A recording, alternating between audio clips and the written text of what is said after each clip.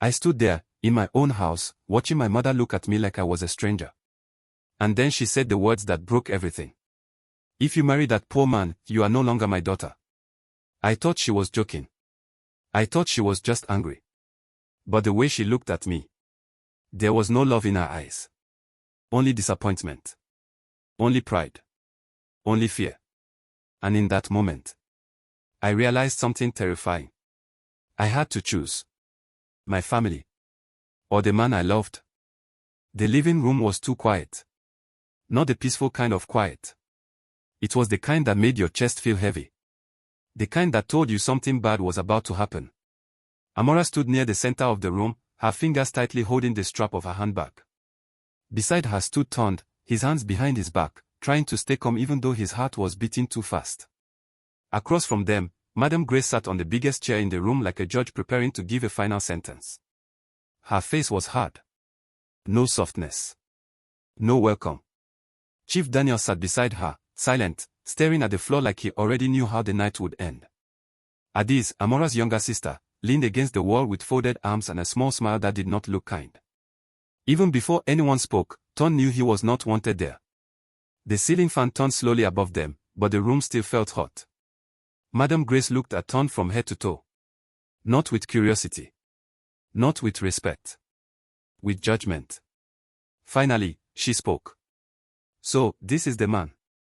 Her voice was calm, but it was the dangerous kind of calm. Amara swallowed. Yes, Mama.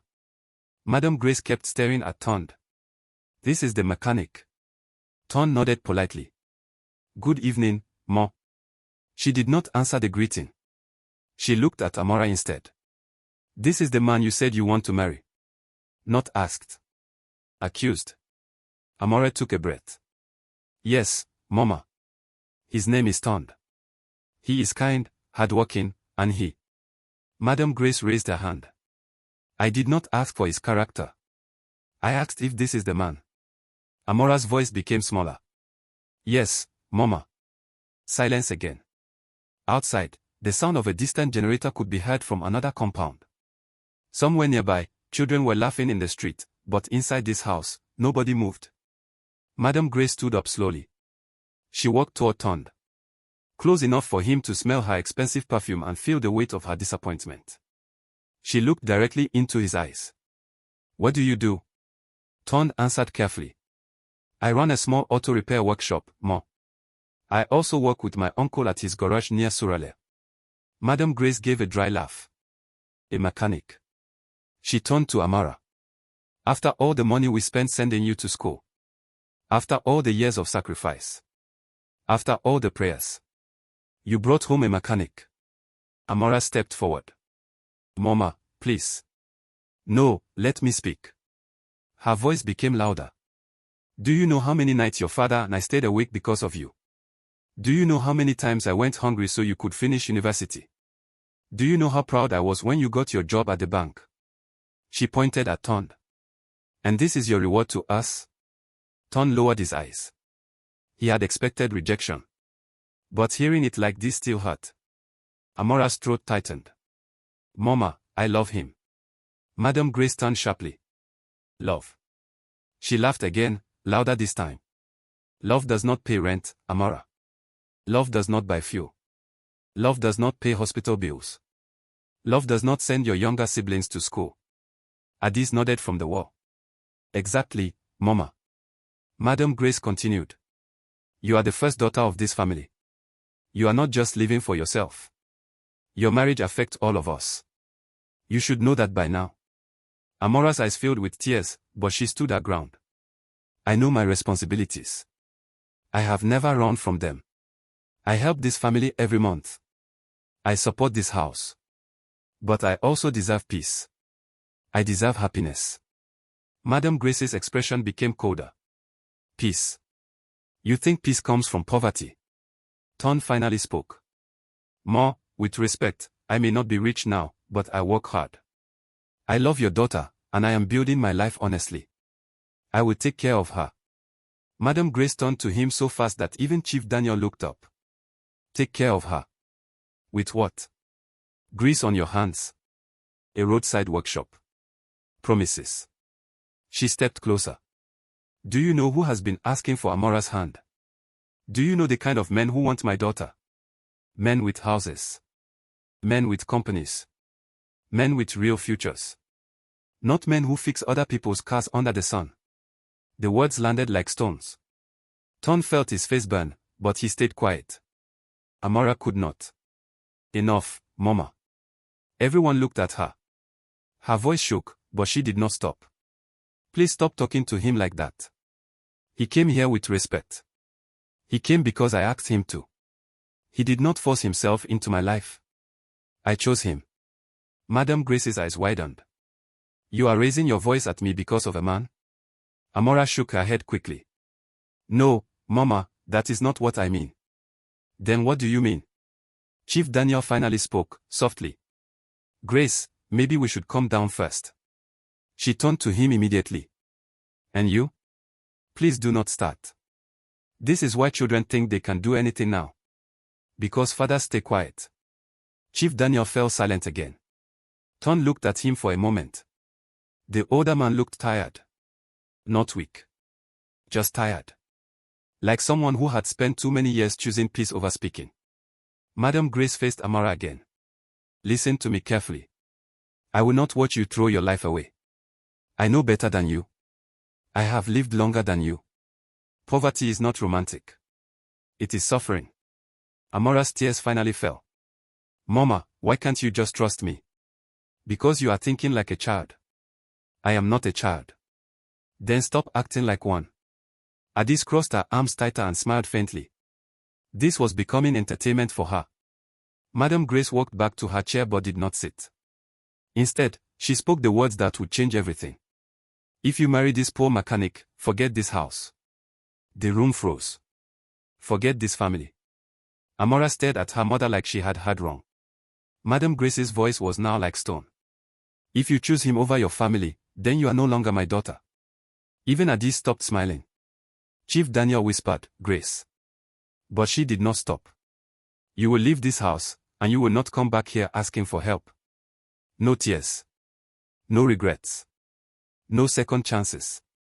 Amara could barely breathe. Mama. I am serious. Her voice broke. You would do that to me? Madam Grace answered without hesitation. Yes. Ton felt something heavy settle inside him. This was worse than rejection. This was war. Amara looked at her father desperately. Daddy, please say something. Chief Daniel rubbed his hands together slowly. His voice came out tired. Amara, your mother only wants what is best for you. That answer hurt more than silence. Amara stepped back. So that is it. Nobody answered. She turned to Tunde. He could see pain all over her face. Not anger. Pain. The kind that comes when the people who are supposed to protect you become the ones hurting you. Tunde spoke quietly. Maybe I should go. Madam Grace replied immediately. Yes. You should. Amara shook her head. No. But Tunde looked at her gently. This is not the right time. She whispered, I am sorry.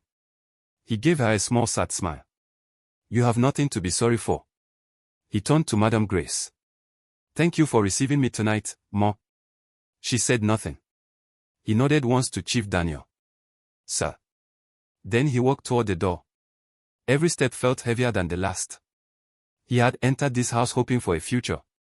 He was leaving with humiliation. Before he reached the door, Amara called his name. Tunde. He stopped but did not turn immediately. When he finally looked back, she was crying openly now. Her voice was barely above a whisper. I love you. Madam Grace closed her eyes in frustration. Tunde looked at Amara for a long second. Then he answered. I know. And I love you too. Then he left. The door closed softly, but somehow it sounded louder than shouting. Amara stood there, shaking. Madam Grace sat down like the matter was finished. Adis walked past Amara and muttered, You really know how to create drama.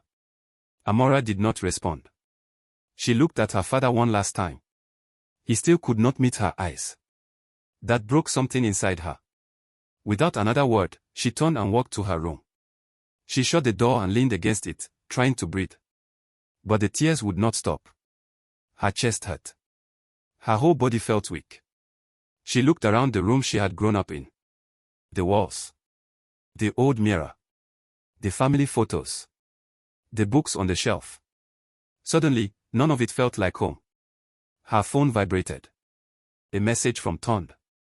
I am sorry tonight became like this.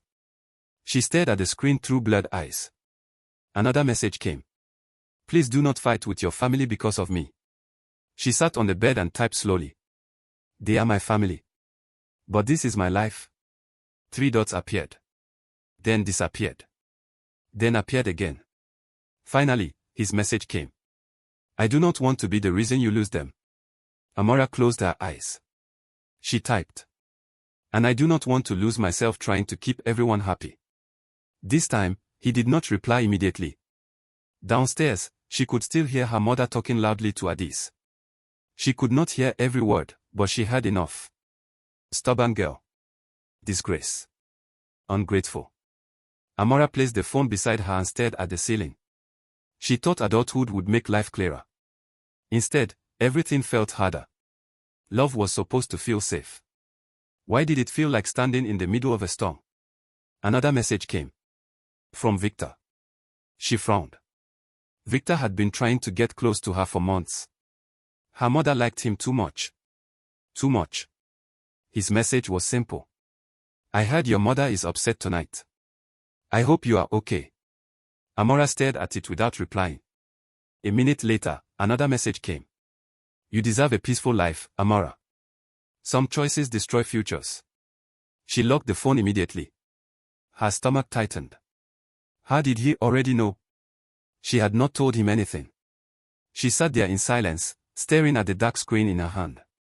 Outside her room, footsteps passed. The house was still awake. But inside her heart, something had already changed. That night, Amara understood something painful. The rain started just after 6 in the evening, right when Lagos traffic became its own kind of punishment. Cars were packed tightly on the road. Horns filled the air. Street hawkers moved between vehicles with umbrellas, snacks, phone chargers, and bottled water, trying to make sales before the rain became too heavy. Amara sat behind the wheel of her small silver Toyota, exhausted after another long day at the bank. Her neck hurt. Her head was heavy. And her phone kept vibrating with missed calls from her mother. She already knew what it was about. Victor. Again. She did not need to answer to know. Madam Grace had only one topic these days. Victor this. Victor that. Victor is successful. Victor is responsible. Victor has a future. Victor likes you. Victor is serious. It was exhausting. Amara pressed her fingers against her forehead and sighed. The traffic finally moved a little. She shifted gears and drove forward. Then suddenly, the engine coughed. Once. Twice. Then silence. The steering wheel became stiff. The car slowed in the middle of the road. No. No, no, no. Amara tried again. Nothing. She turned the key. Again. Nothing. Cars behind her started honking angrily. One driver shouted from his window. Madam, move your car. She wanted to shout back, if I could, I would. Instead, she sat there, panic rising. Rain hit the windshield harder now. People were staring. Someone behind her blasted the horn again, longer this time. She took a deep breath, grabbed her bag, and stepped out into the rain. Within seconds, her blouse was wet. She pushed the car slowly toward the roadside with all the strength she had. Her shoes slipped on the wet road. No one helped. People looked. People passed. Nobody stopped. By the time she finally got the car to the side, she was breathing hard and completely soaked. Perfect. Just perfect. She stood there under the rain, staring at the useless car like it had personally betrayed her. Her phone battery was almost dead. Her mechanic was not picking up. Ride apps showed insane prices because of the weather. And her mother was calling again. Amara laughed once. Not because anything was funny. Because sometimes frustration becomes laughter. She ignored the call. A voice behind her said, "Your battery is not the problem." She turned quickly. A man stood a few steps away. Dark shirt. Work trousers. Hands marked with engine oil. Rain on his shoulders. He looked like he had just left work himself. He pointed toward her car. It sounds like fuel supply or spark plug issue. Maybe both. Amara narrowed her eyes slightly. And you know that because. He gave a small smile. Because I spent my whole life fixing cars like this one. She looked him over. Mechanic. Of course. Normally, she would have been careful. Her mother's voice lived in her head. Do not trust strangers. But right now, standing in the rain with a dead car and a dying phone, she did not have many choices. She asked carefully, "Can you help?" He nodded once. Open the bonnet. She hesitated. He noticed. That is, if you trust me enough. His tone was calm. No pressure. Just simple honesty. That made her trust him more than if he had tried too hard. She walked to the front and opened it. He stepped closer, looking inside with quick familiar eyes. He walked like someone who knew exactly what he was doing. No showing off. No unnecessary talking. Just focus. Rain kept falling around them. After a minute, he said, "Start the engine." She got back inside and turned the key. The engine coughed. Then started. Amara blinked. That was it. She stepped out again, surprised. You fixed it already. He closed the bonnet. Temporary fix. You still need proper servicing tomorrow. She let out a breath she had been holding. Thank God. Thank you. He nodded like it was nothing and stepped back. She opened her bag. How much? He shook his head. It is fine. No, please. It is fine. You helped me in the rain. I cannot just. He smiled slightly. Madam, if I wanted money, I would have asked before touching your engine. She paused. That answer stayed with her. Most people would have taken advantage. He did not. At that moment, an old woman carrying a basket struggled to cross the road nearby. Cars moved too fast. Nobody stopped. Without another word, the mechanic walked away from Amara, crossed over, and helped the woman safely to the other side. No audience. No performance. Just kindness. Amara stood there watching him. Something about that moment felt different. When he returned, she asked, "At least tell me your name." He wiped rain from his forehead. Tunde. She nodded. I am Amara. I know. She frowned. You know? He pointed toward her bank identity card hanging slightly from her handbag. You work at First Crest Bank. It says your name. She looked down and laughed softly. Right. He smiled. Drive carefully, Amara. Then he walked away into the rain. No dramatic goodbye. No asking for her number. No trying to impress her. Just gone. She stood there for a few seconds longer than necessary.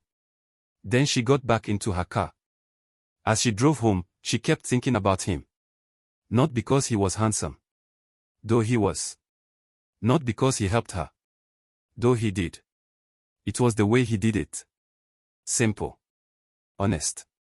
Without trying to gain anything. That was rare. Very rare. When she reached home, Madam Grace was waiting. Of course. The moment Amara entered, still slightly wet from the rain, her mother folded her arms. You ignored my calls. Amara dropped her bag. My car broke down. Madam Grace did not even react to that. Victor called. Amara closed her eyes briefly. Mama, good evening to you too. Do not change the subject.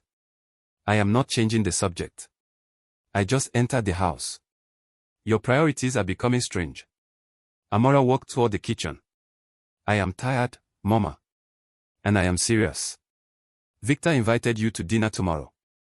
I am not going. Madam Grace followed her. Why? Because I do not want to. That is not an answer. It is the answer. Her mother's voice sharpened. Do you know how many women are praying for a man like Victor? And do you know how many women are trying to escape men like Victor? Madam Grace stopped. What does that mean? Nothing. No, say it clearly.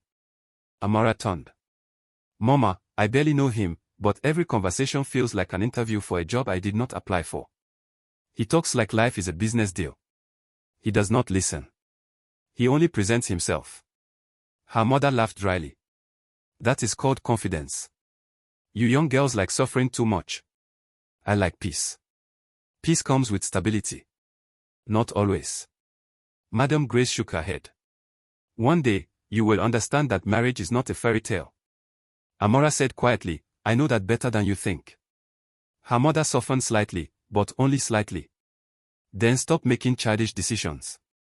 Victor is serious. He has spoken respectfully. His family is known. His business is strong. What exactly are you waiting for? Love. The word slipped out before she could stop it. Madam Grace stared. Love. Amara regretted saying it immediately. Her mother stepped closer. Are you seeing someone? Amara looked away. That silence was answer enough. Madam Grace's expression changed. Who is he? Nobody. Do not lie to me. Mama. Who is he? Amara exhaled. It is nothing serious. That means there is someone. Her mother's voice became dangerous. Who? Amara shook her head. I said it is not serious. Madam Grace pointed toward her. End it. You do not even know who it is. I do not need to. End it. Amara walked away before the conversation could become another war. But she knew this was only the beginning. That night, she lay in bed thinking about Tunde. Not because they were dating. They were not. In fact, they had only met once. But something about him had stayed in her mind. Maybe because life around her felt so loud. And he had felt quiet. Real. Simple. Safe. The next Saturday, fate brought them together again. Amara had gone to visit her aunt in Yoba. On her way back, she passed a roadside workshop crowded with cars, spare parts, and mechanics shouting over engine noise. And there he was. Tunde. Under the hood of a black Jeep, focused on work. She almost kept walking. Then he looked up. Their eyes met. Recognition. Then surprise. Then a smile. He wiped his hands with a cloth and walked over. The banker with the rebellious Toyota. She laughed. And the mechanic who refuses payment. He nodded. Your car survived? Barely. You were right. It needed proper servicing. Of course I was right. She raised an eyebrow. Confident. No. Just correct. She laughed again. It came too easily with him. That was unusual. He asked, what brings you here? Visiting family. You? He looked around. Vacation. She smiled. Funny. He smiled too. There was a brief silence. Not awkward. Just quiet. Then he said, there is a small food place nearby. Best jollof rice in this area. Since your car and I have history, maybe I deserve at least one plate. She laughed. So this was the real plan. Maybe. She looked at him. She should say no. A banker from a respected family sitting at a roadside food spot with a mechanic. Her mother would faint. But for some reason, that thought made her want to say yes even more. Fine. One plate. They walked together to a small local restaurant with plastic chairs and loud fans. Nothing fancy. But the food smelled amazing. As they sat, Amara noticed something. Tunde treated everyone the same. The woman serving food. The young boy cleaning tables. The old man selling recharge cards outside. Respect came naturally to him. Not as performance. Just who he was. She liked that. They talked for over an hour. About work. Family. Life. Dreams. He told her about learning mechanics from his uncle after losing his father young. About building slowly. About wanting to own a proper service center one day. Not just a roadside workshop. A real business. She told him about working at the bank. About pressure. About being the first daughter. About responsibility that never seemed to end. He listened. Really listened. Not waiting for his turn to speak. Just listening. That felt rare too. At one point, He asked, so this Victor everyone in your area talks about, should I be worried? She blinked. Excuse me. He smiled. Your phone. It has buzzed 5 times. Same name. She looked at the screen and groaned. Victor. Again. She muted it. Ton leaned back. Serious competition. There is no competition. That sounds promising. She smiled despite herself. You ask too many questions. Occupational hazard. For a mechanic. For a man trying to understand whether he should keep showing up. The words were simple. But they stayed in the air between them.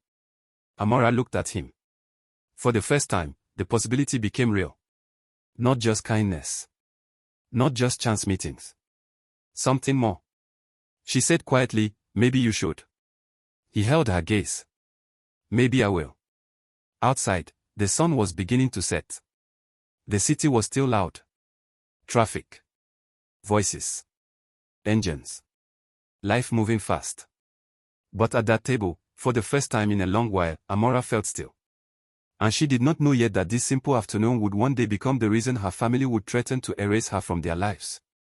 Back at home that evening, Madam Grace was on the phone in the sitting room. Yes, she is home now. Victor's mother. Wonderful woman. We will arrange something soon. Amara froze near the doorway. Her mother turned and smiled. The kind of smile that meant trouble. Perfect timing. Victor and his family want to visit next Sunday. Amara stared. For what? Madam Grace answered like it was obvious. To begin serious discussions. Your future cannot wait forever. Amara's stomach dropped. Amara stood in the middle of the sitting room, still holding her handbag, trying to process what her mother had just said.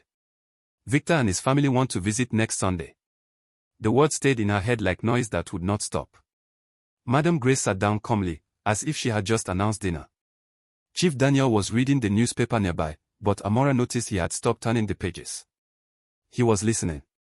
Adis came downstairs with her phone in her hand and immediately joined the conversation. Finally, she said. Good news in this house for once? Amara turned to her.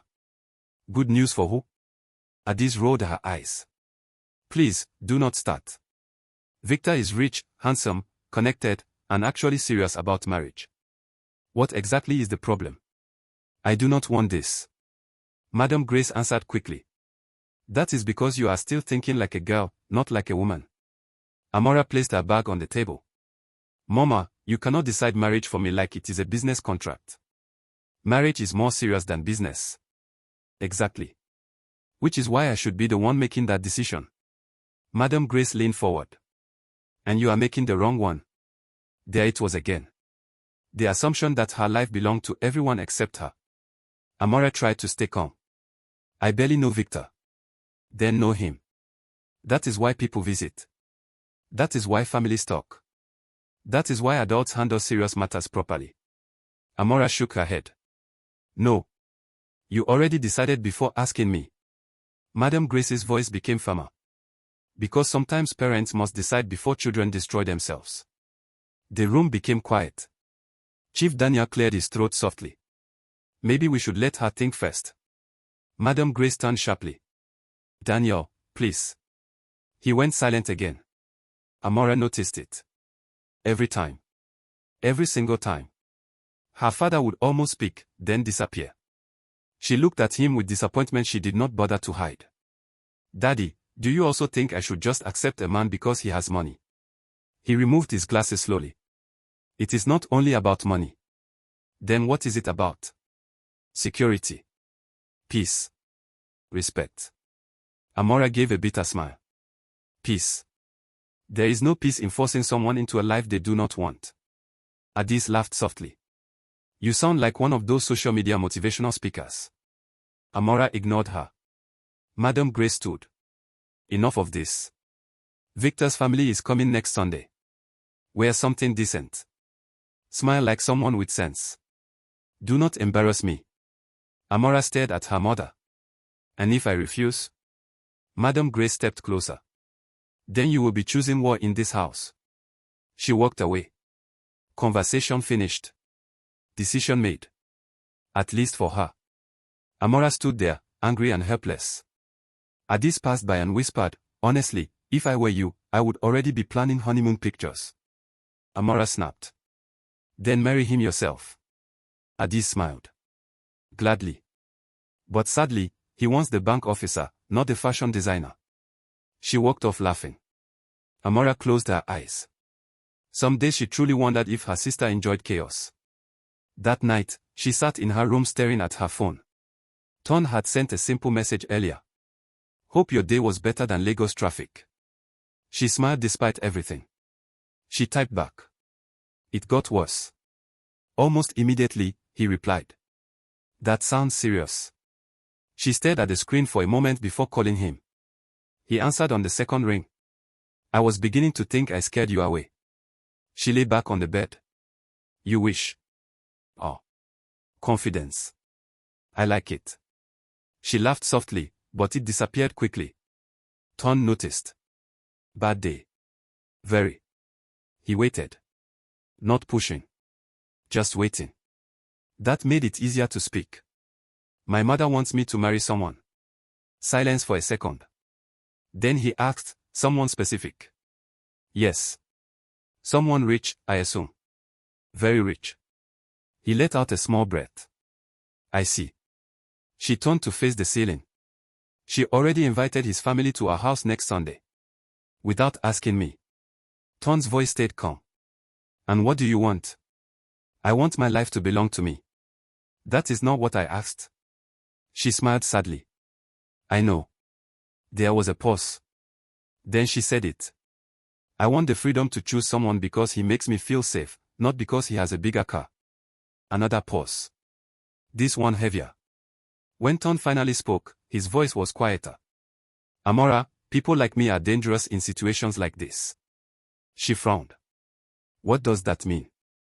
"It means I know how these stories go. Family sees man with money. Girl falls for man without it. Everyone suffers."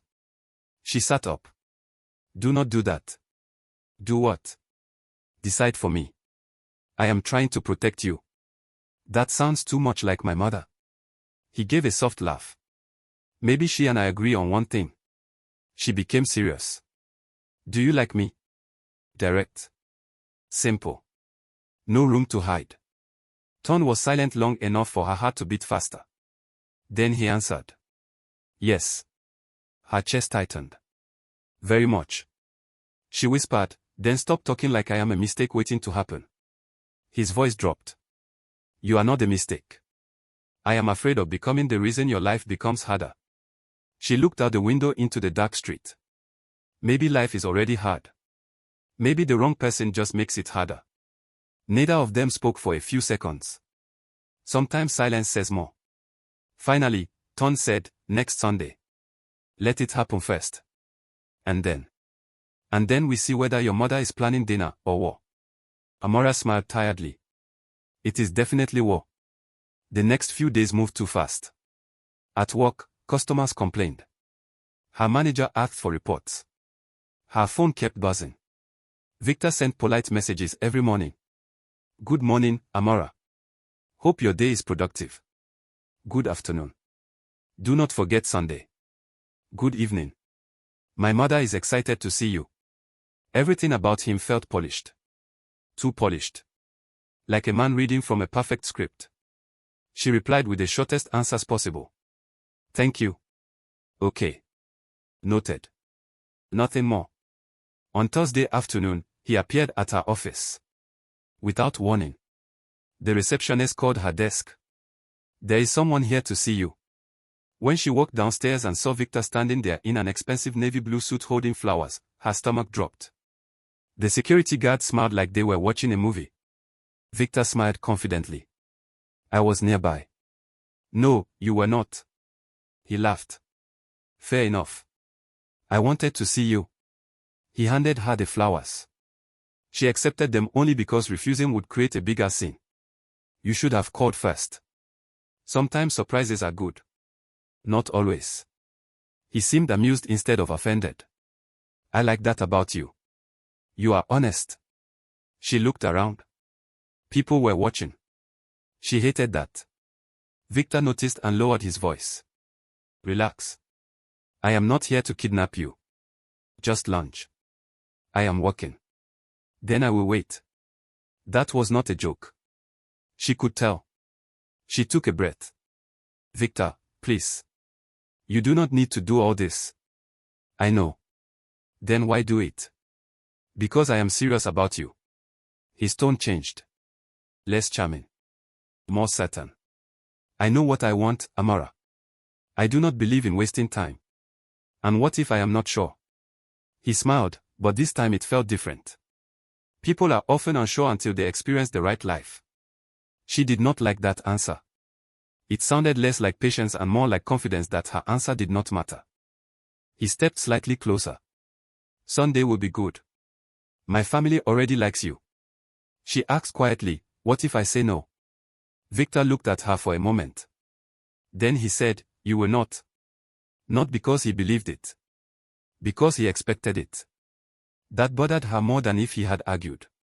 He touched her hand lightly. See you Sunday. Then he left. Amara stood there holding flowers she did not want. One of the receptionists smiled. He is handsome, oh. Amara forced a smile. Yes. Very handsome. That evening, she went to see Tunde. Not planned. Needed. His workshop was busy when she arrived. Engines open. Music playing from an old speaker. Men shouting for tools. Life. Real life. Tunde looked up from under a car and smiled when he saw her. This must be serious. Bank people do not visit Greece kingdoms without reason. She folded her arms. Maybe I came for premium customer service. He wiped his hands and walked toward her. You look tired. I am tired. He noticed the flower still in her hand. Oh. The rich man. She handed them to him. Please take these away before I set them on fire. He laughed. That bad? Worse. He took the flowers and handed them to a young apprentice nearby. Give your girlfriend. Tell her romance is sponsored by suffering. The boy grinned and ran off. Amara laughed for the first time that day. Tunde leaned against the car. Tell me. So she did. Victor at the office. Sunday. The pressure. The feeling that her life was moving without her permission. When she finished, Tunde was quiet. Then he asked, are you afraid of disappointing your mother, or afraid she may be right? That question hit harder than she expected. She looked away. Both. He nodded slowly. That is honest. She crossed her arms tighter. I hate when you do that. Do what? Ask the real question. Someone has to. She sighed. What if love is not enough? Tunde looked at her seriously. Love alone is never enough. She blinked. That was not the answer she expected. He continued. Respect matters. Peace matters. Character matters. Hard work matters. Trust matters. Love without those things becomes pain. He stepped closer. But money without them is just expensive suffering. She looked at him. And suddenly, despite all the fear, she felt calm. Because for the first time, someone was not trying to sell her a future. He was simply telling her the truth. Sunday morning arrived with the kind of tension that made the whole house feel smaller. From 6 o'clock, Madam Grace was already awake, giving instructions like a commander preparing for inspection. Clean the sitting room again. Adis, stop touching your makeup and help in the kitchen. Daniel, please wear the blue senator outfit, not that old one. Amara, come downstairs right now. Amara stood in front of her mirror, staring at herself. She had barely slept. Her eyes looked tired. Her chest felt heavy. Today was not an engagement. Not officially. But everyone knew what it meant. A family visit like this was never casual. It was the beginning of decisions that became difficult to reverse. She heard her mother calling again. Amara. I am coming. She wore a simple dress. Nothing dramatic. Nothing that looked like excitement. When she came downstairs, Madam Grace looked at her and frowned. That is what you are wearing? Yes. You look like you are going to pay electricity bills. Amara sighed. Mama, it is a simple family visit. Exactly. Important people are visiting. Adis entered wearing something far more expensive than necessary and smiled. Do not worry, Mama. If Amara refuses to shine, I will shine enough for both of us. Madam Grace almost smiled. At least one daughter listens. Amara sat quietly. No energy for another fight. Chief Daniel adjusted his watch and looked at her for a moment. He said softly, "Are you all right?" She gave a small nod. "I am fine." He looked like he wanted to say more. But footsteps and voices outside interrupted. "They are here." Madam Grace straightened immediately. "Everybody, please behave like people with home training." The gate opened. Voices entered. Laughter. Polite greetings. Victor arrived with his mother, his older brother, and an aunt who smiled too much. He walked in like a man already comfortable in the house. Expensive perfume. Confident smile. Perfectly ironed clothes. He greeted everyone warmly. Madam Grace welcomed them like royalty. "You are most welcome." Victor's mother, Mrs. Okafor, hugged her lightly. "Grace, your home is beautiful." Madam Grace smiled proudly. "You are kind." Amara stood and greeted politely. "Good afternoon, Ma." Mrs. Okafor looked at her and smiled with approval. Beautiful and respectful. Victor has good taste. Amara forced a smile. "Thank you, Ma." Victor's eyes stayed on her longer than necessary. "You look lovely today." "Thank you." Short. Safe. Everyone sat. Drinks were served. Food followed. The usual formal conversation began. Family background. Business. Church. Mutual connections. Future plans. It felt less like a meeting and more like an interview where everyone already assumed the result. Victor's older brother laughed loudly while talking about business expansion in Abuja. Mrs. Okafor spoke proudly about their family values. Madam Grace responded like she had been preparing for this conversation her whole life. Chief Daniel smiled politely and contributed only when necessary. Amara mostly stayed quiet. Watching. Listening. Trying not to feel like a product being discussed. Then Mrs. Okafor smiled and said, "We believe marriage is not just between two people. It is between families. That is why proper understanding matters." Madam Grace nodded quickly.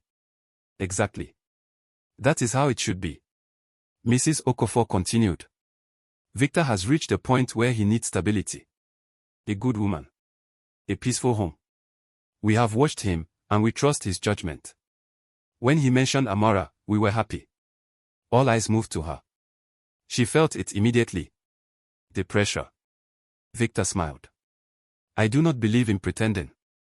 I like clarity. I respect Amara. I admire her discipline and intelligence. I believe she would make a strong partner."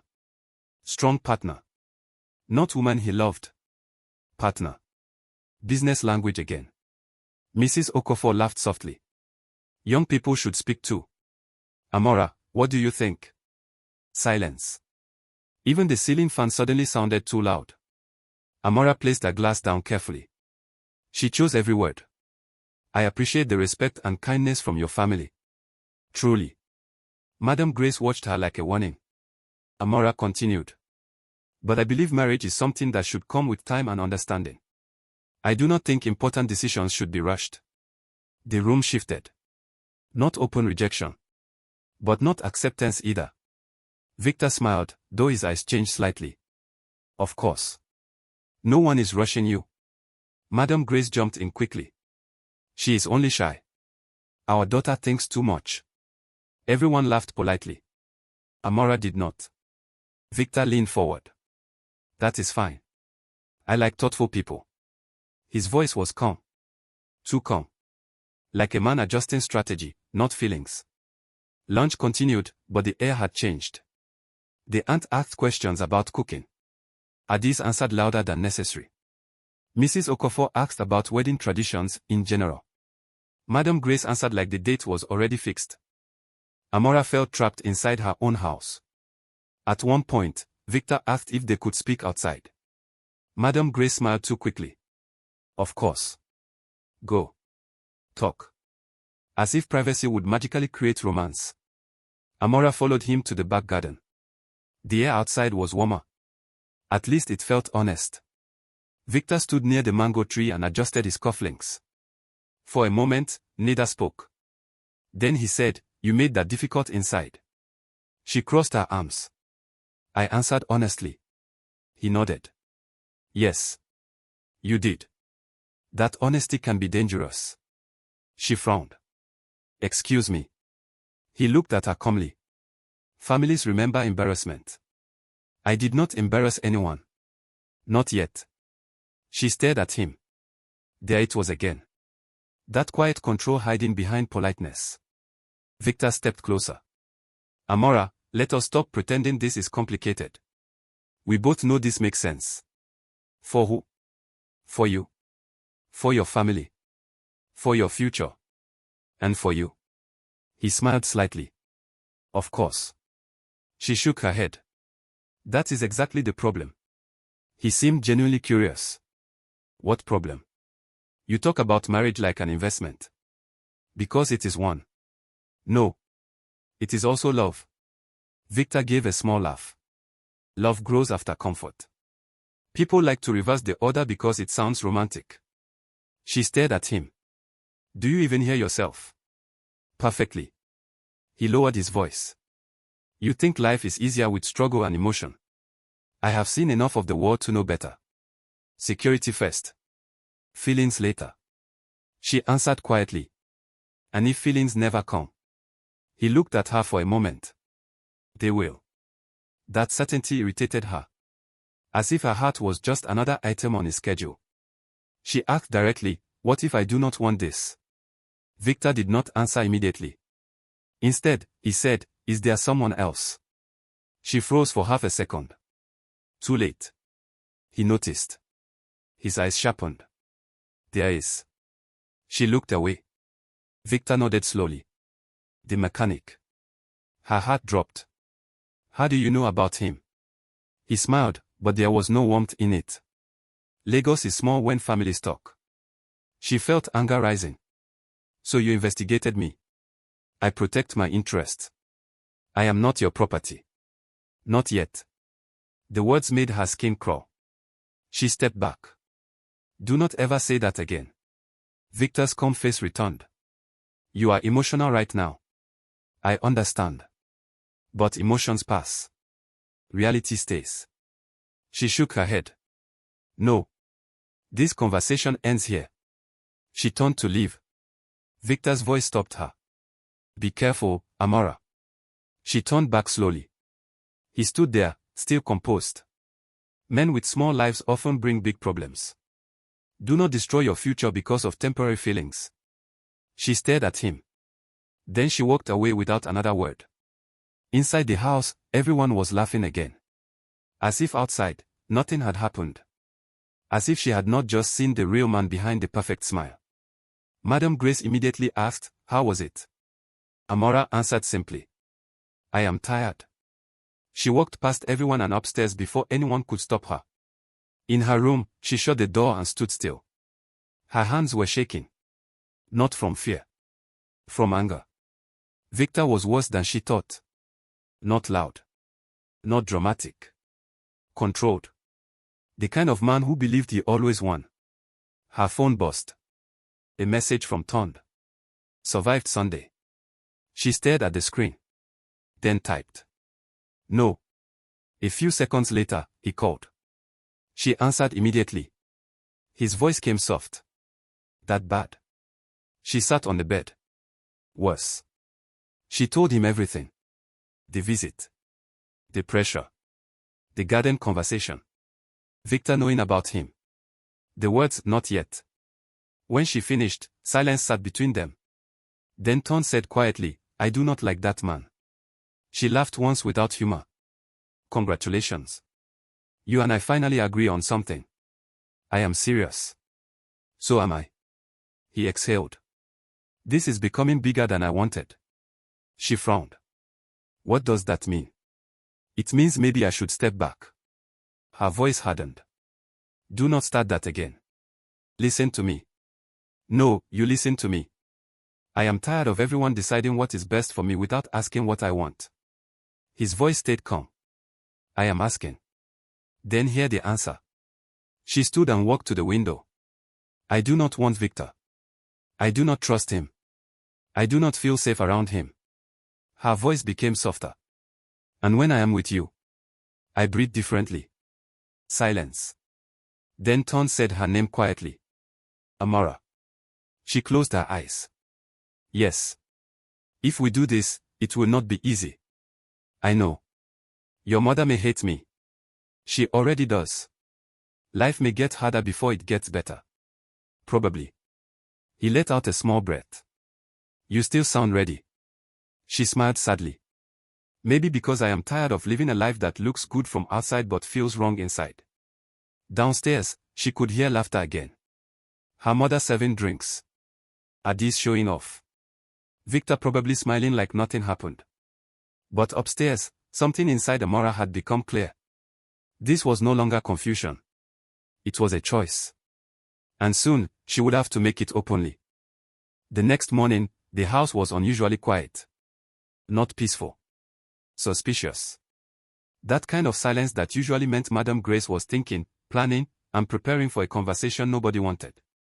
Amara came downstairs for breakfast already expecting trouble. She was right. Her mother was sitting at the dining table with tea in front of her, waiting.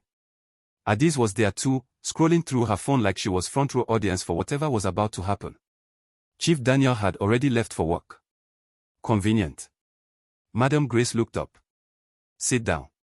Amara sat slowly. She had learned long ago that refusing only made things louder. For a few seconds, nobody spoke. Then Madame Grace said, Victor called me this morning. Of course he did. Amara picked up her cup. And he said you were rude yesterday. Amara looked up. I was honest. No. You were rude? Mama. Let me finish. Her mother placed the cup down carefully. Do you know how embarrassing it is for a man like Victor to feel disrespected in my house?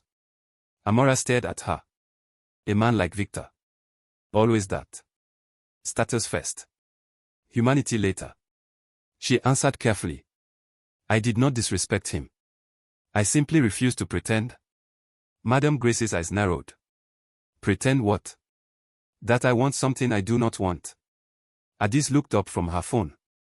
Here we go. Madame Grace ignored her. You are behaving like someone who has forgotten where she comes from. No. I remember exactly where I come from.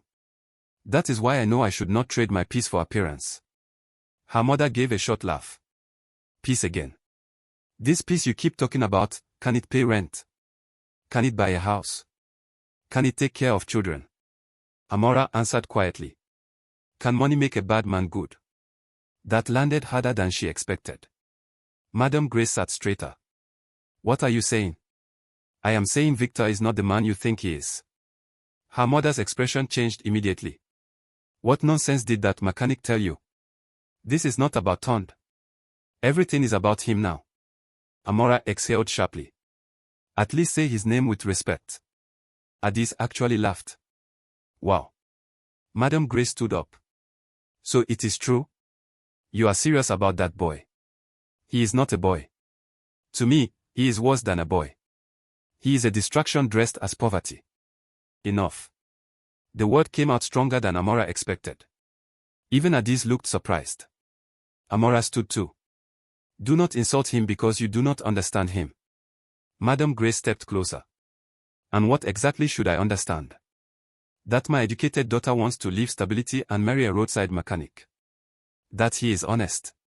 Honesty does not build houses. It builds trust. Trust does not pay school fees. Neither does marrying the wrong person. The room felt smaller with every word. Madame Grace pointed toward her. You think I am your enemy because I refuse to clap for foolishness. I think you are so afraid of poverty that you would hand your daughter to a man who makes her uncomfortable just because he drives a better car. Silence. Heavy. Sharp. Adis slowly put her phone down. Even she knew that sentence could not be taken back. Madame Grace's voice became dangerously calm. Say that again. Amara's heart was racing, but she did not step back. I said I would not marry a man just because he impresses people.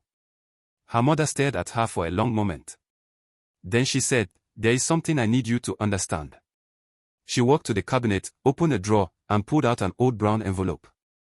She dropped it on the table. Amara frowned. What is this? Open it. She did. Hospital bills. Old receipts. School payment records. University fees. House rent notices from years ago. Papers from seasons she had tried to forget. Madam Grace's voice shook now, not with anger, but memory. Do you remember when your father lost his job for almost 2 years? Amara looked down. Yes. Do you remember when I sold my jewelry so your tuition would not stop? Yes. Do you remember when your younger brother was sick and we had to borrow money from people who still talk about it till today? Her throat tightened. Yes. Her mother pointed at the papers. That is what poverty looks like. Not romance. Not struggle and love. Humiliation. Dependence. Shame. Amara could not speak. Madam Grace's eyes were wet now. I promised myself my daughters would never return to that life. Never. The room changed. For a moment, it was no longer just control. It was fear. Real fear. Fear dressed as anger for years. Amara's voice became softer. Mama. No. Listen to me. Her mother wiped her face quickly, refusing weakness. I know you think I am harsh. Maybe I am. But I know what hunger sounds like in a child's voice. I know what it means when landlords knock at night. I know what it feels like when respect disappears because your pocket is empty. She stepped closer. I survived that so you would not have to. And now you stand here telling me love is enough. Amara's own eyes filled. I never said love alone is enough. Then why him? Because when I am with him, I do not feel like a transaction. Madam Grace closed her eyes for a second. That answer hurt more than anger. She asked quietly, does he love you? Yes. Can he protect you? Amara answered after a pause. Yes. Can he give you the life you deserve? She looked at her mother. Maybe not immediately. But he will fight for it honestly. Madam Grace shook her head. Hope is a dangerous husband. Amara whispered, fear is a dangerous parent. Another silence. This one deeper. Then Madam Grace spoke the words that changed the room again. If you continue with this relationship, do not expect my blessing. Amara stared at her. Mama. I am serious. Please. I said I am serious. Her voice rose. You will not bring poverty into this house through the front door while I am alive. Tears slipped down Amara's face. Why does loving someone feel like betrayal to you? Because sometimes love blinds women until suffering teaches them sense. Amara stepped back slowly. Maybe suffering also teaches parents how to listen. She turned and walked away before the tears became begging. Behind her, Adis whispered, this family needs prayer. Amara shut her bedroom door and leaned against it, shaking. She hated crying. Especially when anger was stronger. But pain and anger often arrived together.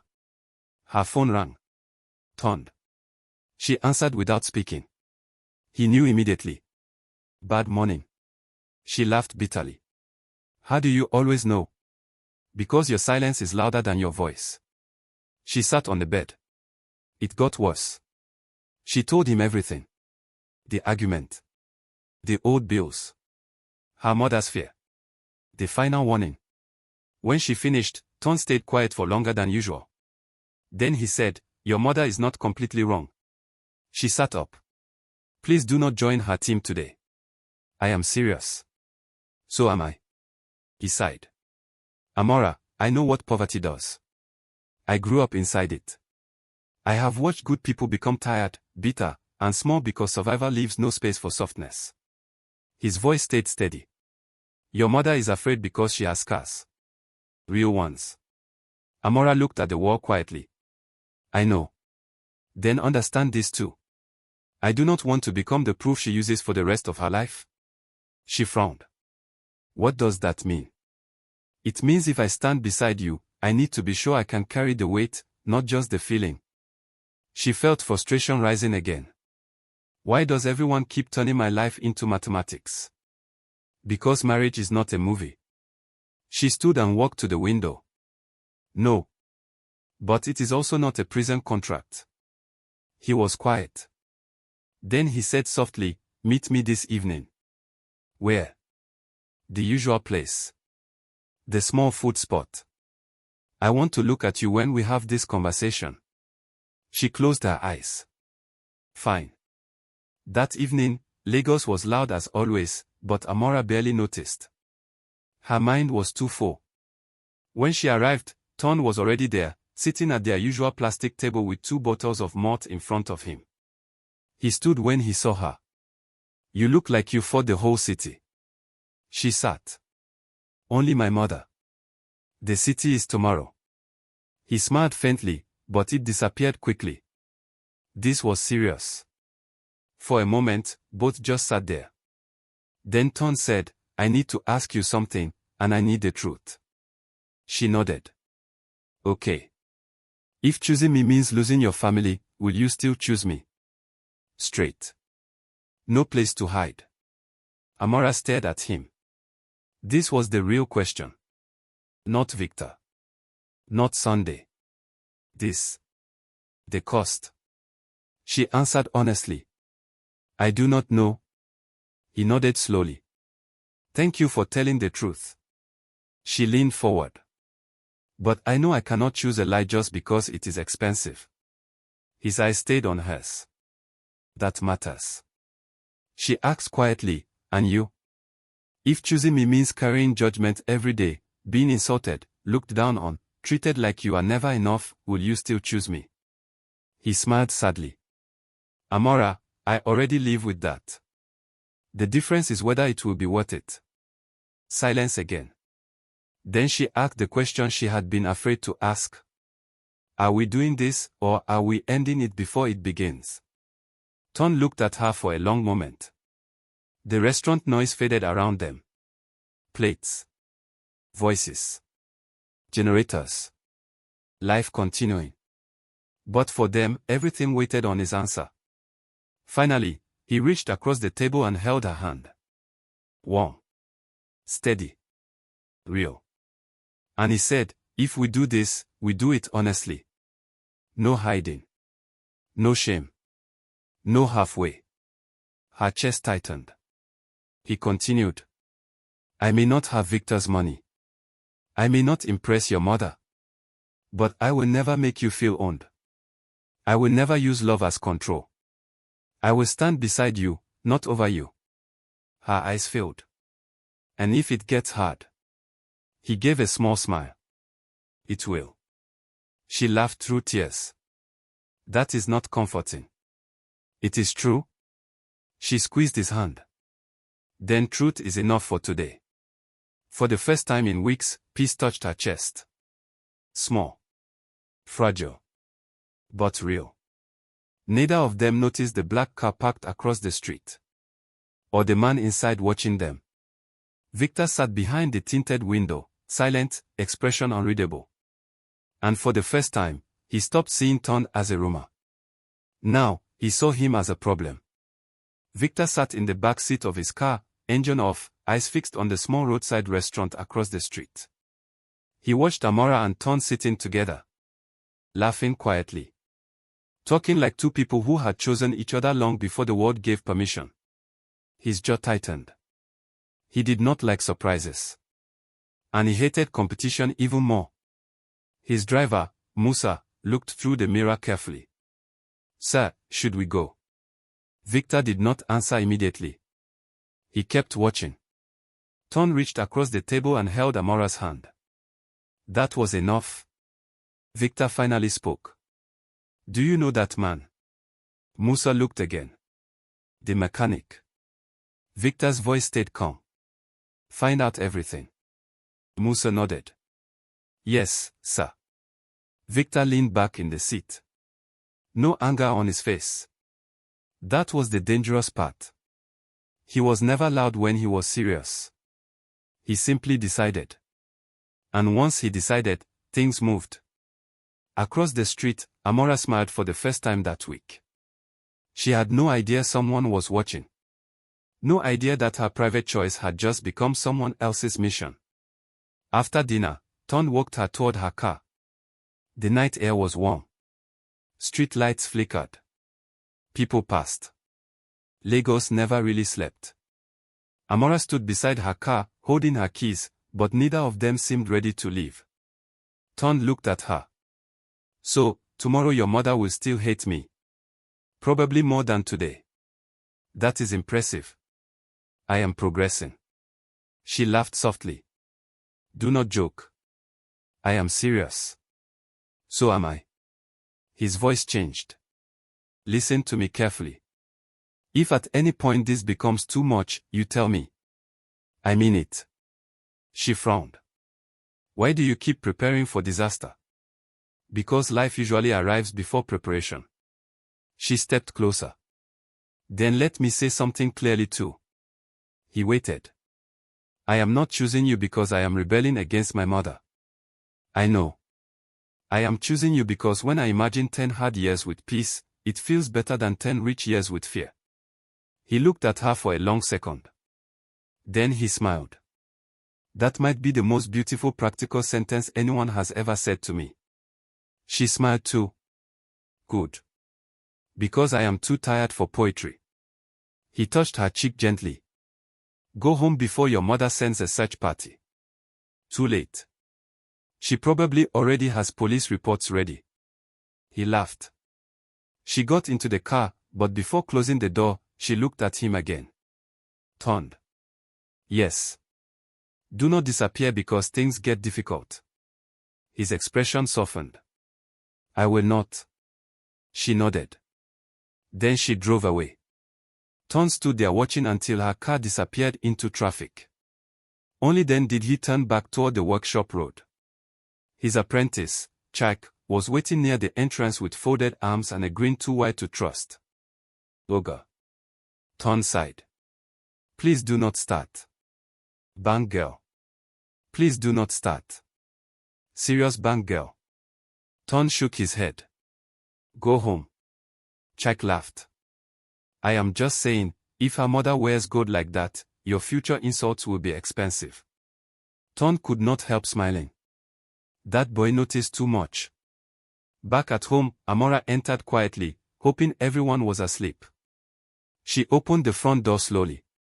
Madam Grace was sitting in the living room. Lights on. Waiting. Of course. Amara froze. Good evening, Mama. Madam Grace looked at the clock. Interesting greeting for this time of night. Amara placed her bag down.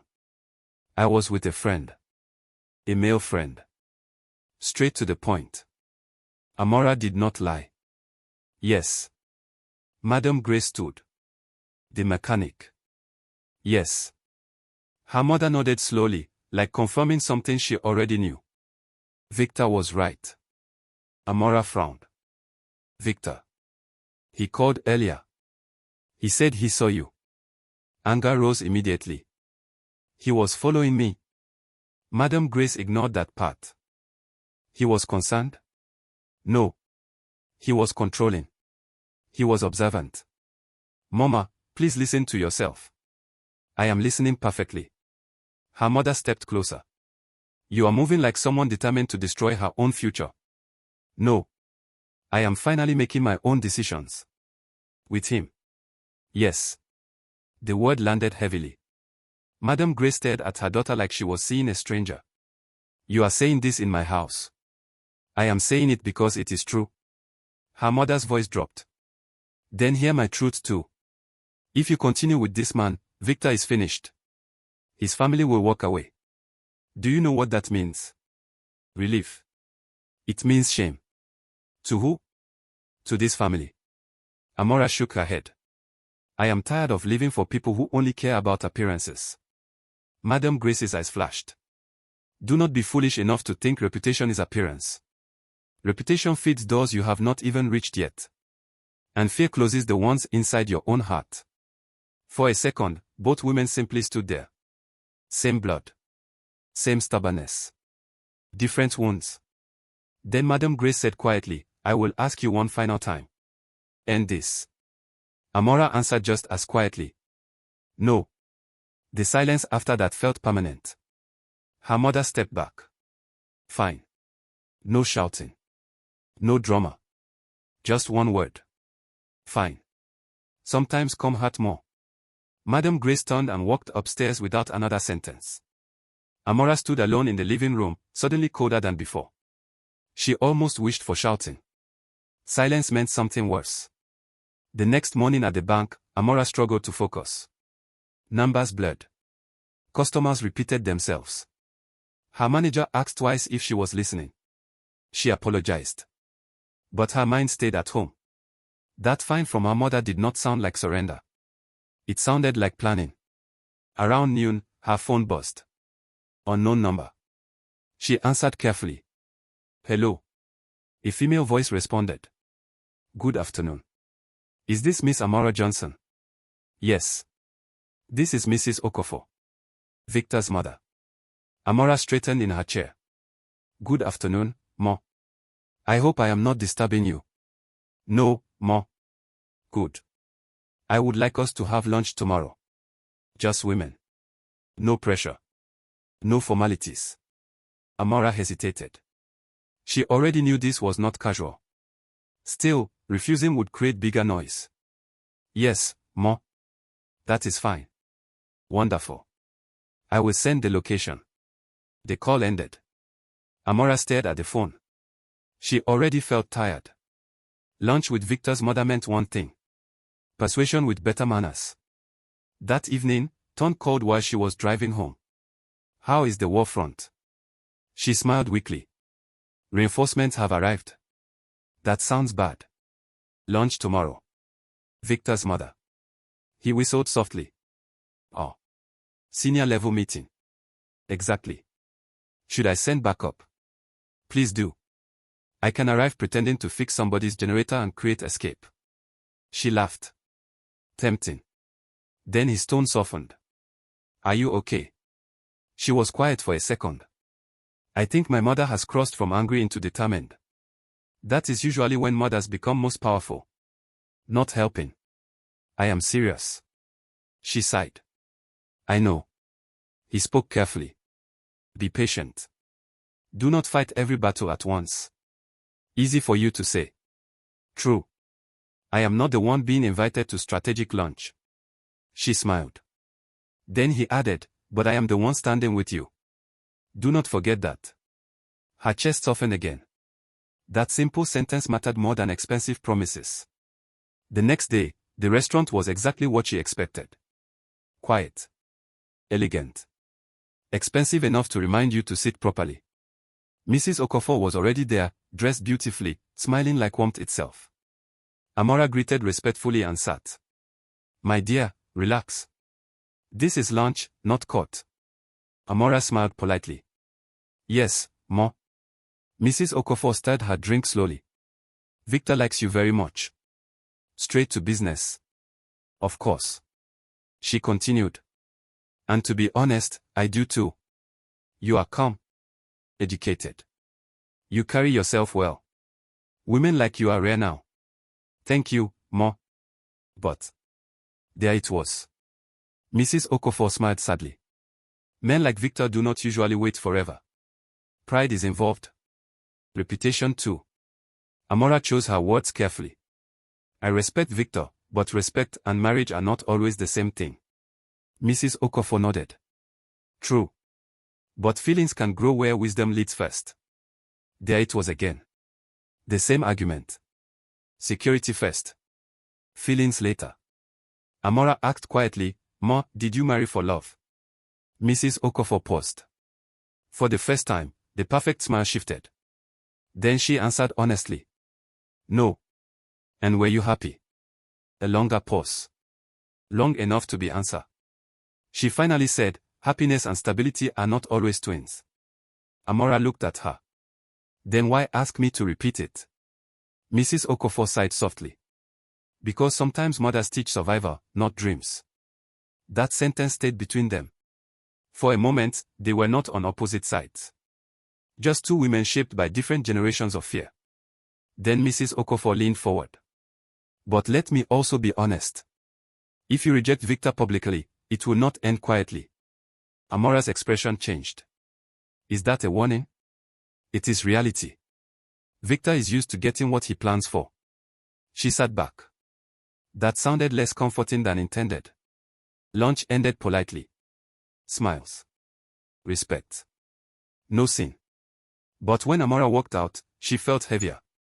Because now she understood. This was not just family pressure anymore. It was becoming a battle of pride. And men like Victor did not like losing. Across town, Musa returned to Victor's office with a file in hand. He placed it on the desk. Information on Tunde Adewale. Victor opened it calmly. Family background. Workshop details. Financial struggles. Old debts from his late father. Everything. Victor read quietly. Then he asked, any weakness? Musa nodded. Younger sister in university. He pays her fees. Mother has health issues. Money is always tight. Victor closed the file. Good. Musa hesitated. Sir, what exactly are we doing? Victor looked up. Removing confusion. His voice was soft. Almost gentle. That was what made it worse. Because men who smiled while making decisions were often the most dangerous of all. The next Saturday afternoon, the workshop was full. Engines open. Customers waiting. Music from an old radio fighting with the sound of metal and tools. Tunde was under a white Corolla, trying to finish a brake repair before the owner started his usual complaints. Chike ran over. Boga. Tunde's voice came from under the car. If this is about your missing spanner again, I am not your father. Not spanner. Big man. Tunde rode out slowly. What big man? Outside. Black car. Very black. Very expensive. Very suspicious. Tunde stood up and wiped his hands. Across the road, parked neatly like it did not belong there, was Victor's car. Even without seeing him clearly, Tunde already knew. He looked at Chike. Go and work. Chike crossed his arms. I feel like history is about to happen. Go and work. Reluctantly, Chike moved away, though not far enough to miss anything. Victor stepped out of the car wearing sunglasses and the kind of confidence that expensive people seem to buy with their shoes. He looked around the workshop once. Not disgusted. Measured. Like a man checking land before purchase. Tunde walked toward him. Mr. Rich Man finally visits Greece Kingdom. Victor removed his glasses. You must be Tunde. And you must be the man who thinks talking is romance. Victor smiled slightly. Straightforward. Good. Tunde folded his arms. Let us save time. Why are you here? Victor looked around again. Can we talk privately? No. Victor nodded. Fair enough. Then I will speak here. He stepped closer. Leave Amara alone. Direct. Clean. Tunde almost smiled. There it is. Victor continued. You know exactly what this is. You know where she comes from. You know where you come from. Let us not pretend this ends well. Tunde's voice stayed calm. Funny. She said almost the same thing about you. Except less politely. Victor ignored that. I am giving you a chance to be smart. And I am giving you a chance to leave my workshop. Still, Victor did not move. Instead, he reached into his pocket and placed a business card on the car beside them. There is a service center opening in Lekki. Big contract. Good salary. Management position. Better than this. Tunde looked at the card. Then at Victor. You are offering me a job. I am offering you distance. Tunde laughed once. Finally. Honesty. Victor's expression did not change. Take it however you want. But understand this. Men like me do not lose because someone wants a love story. Tunde stepped closer now. And men like me are tired of people like you thinking money makes you God. For the first time, Victor's smile disappeared.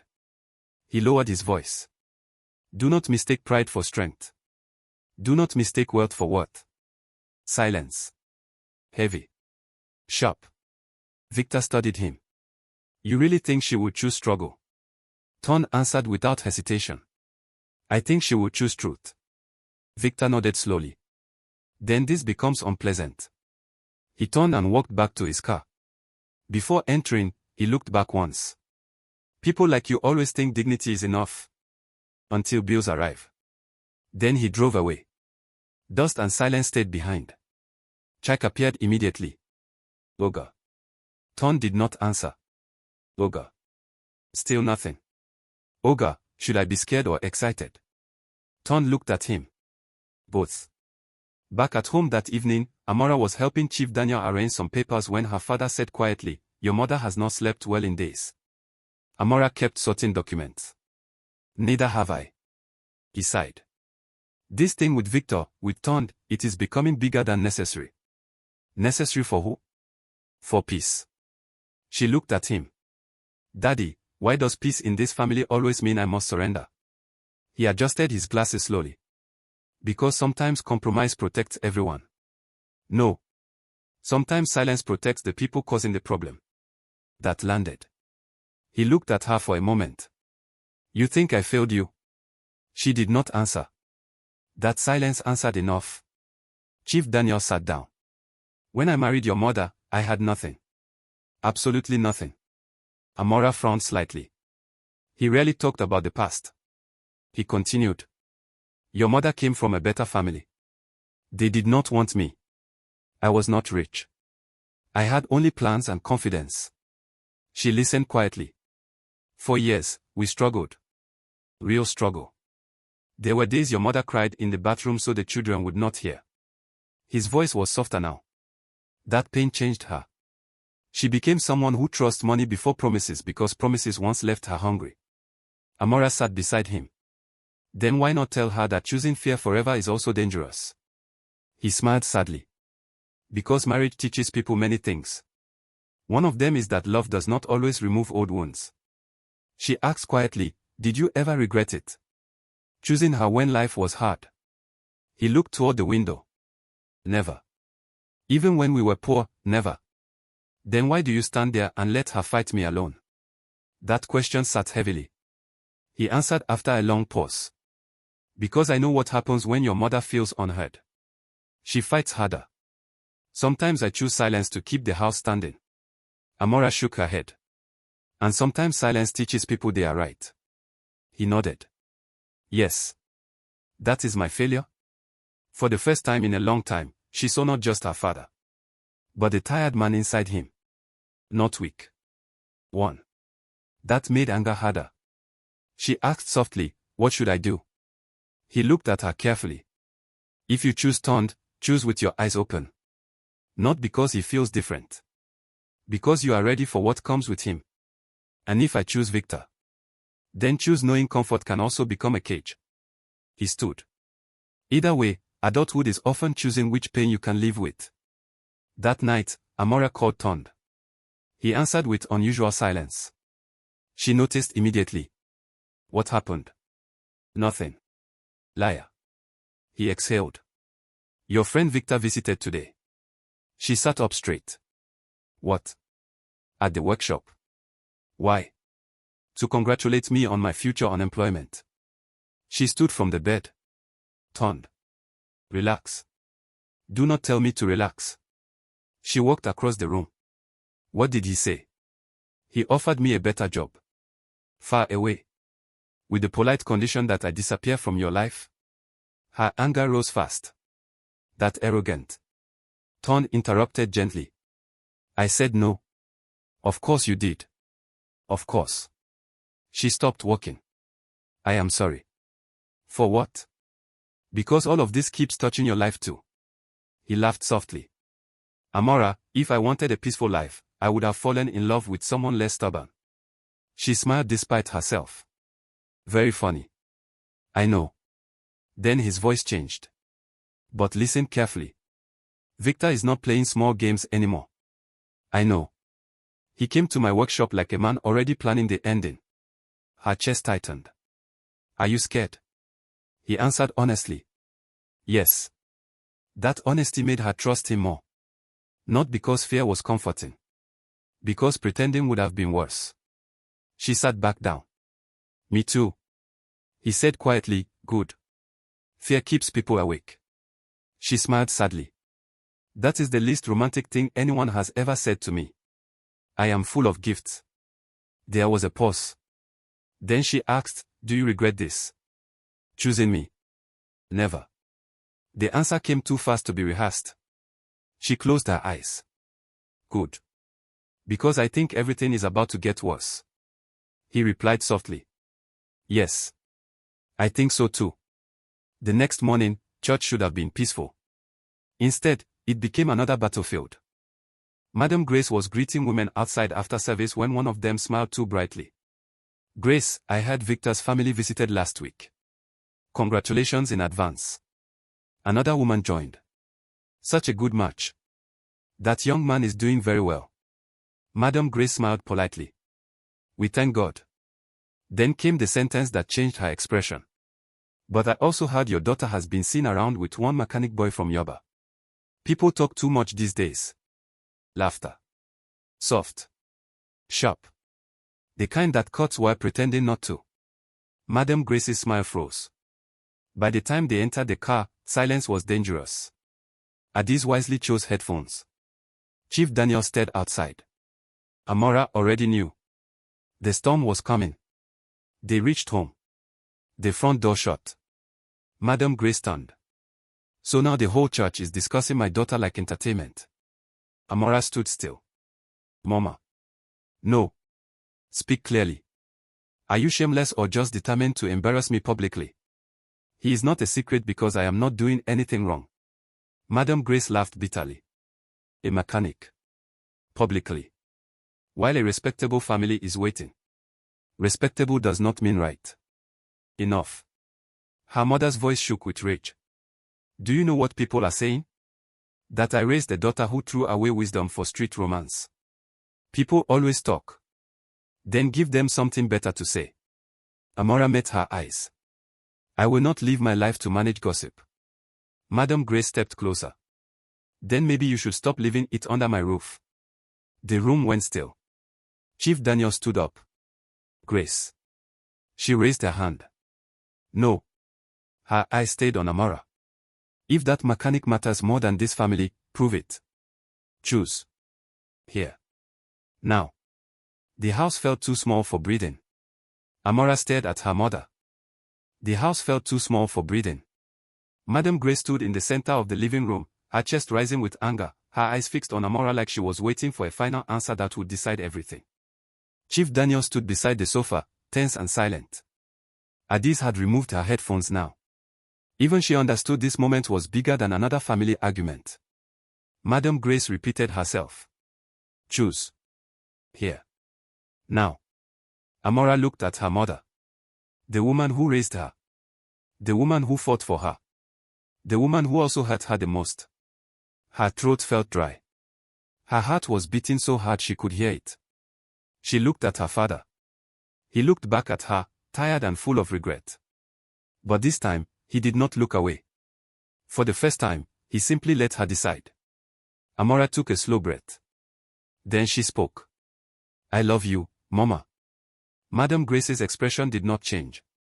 But I cannot keep living a life that belongs to everyone except me. Tears filled her eyes.